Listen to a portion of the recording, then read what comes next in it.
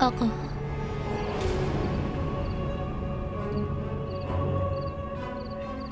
دلنواز، میبینی من برای همیشه اومدم پیشت. تو؟ آره آقا.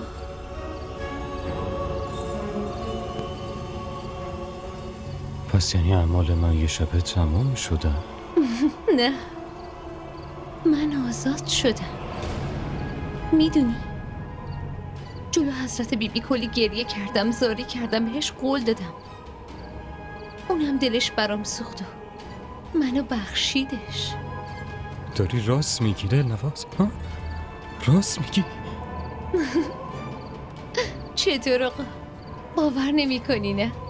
راست میگم، کاملا راست. شاید حضرت بیبی فهمیده که داره میمیره. شما حتما شنیدی که وقتی آدم مرگش نزدیک میشه خدا به طور فطری دلشو آروم میکنه. برای همینمون منو بخشید.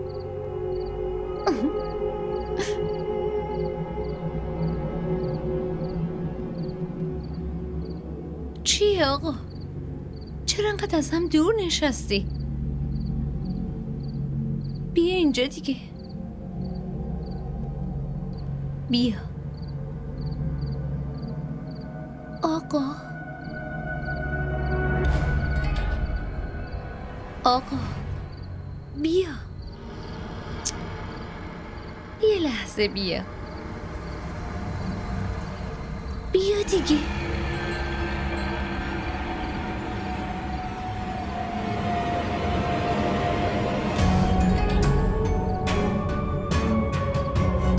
بیا آقا.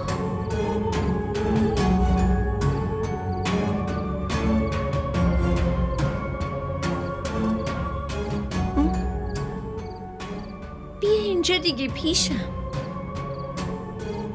آقا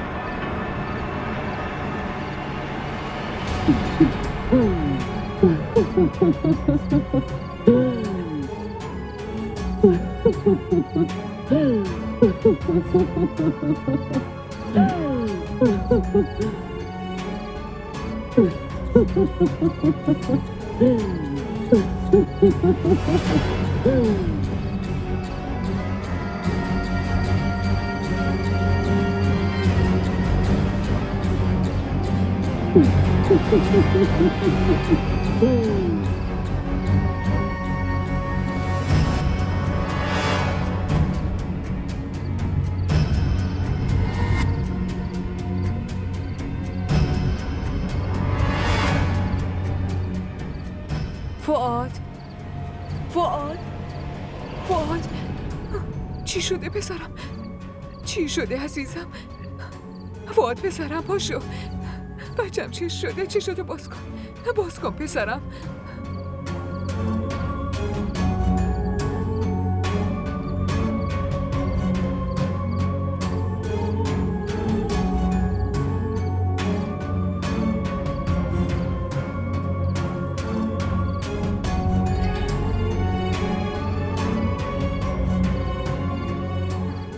فواد پاشو پسرم.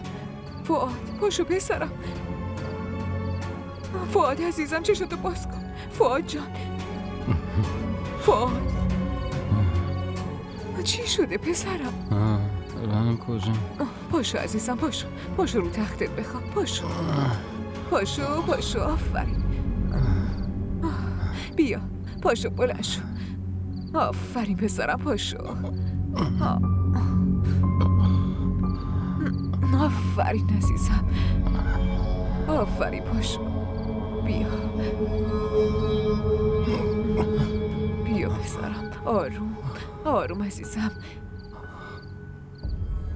دراز بکش پسرم. بیا. ये छुपी आवाज है ना खुल सके वो राज है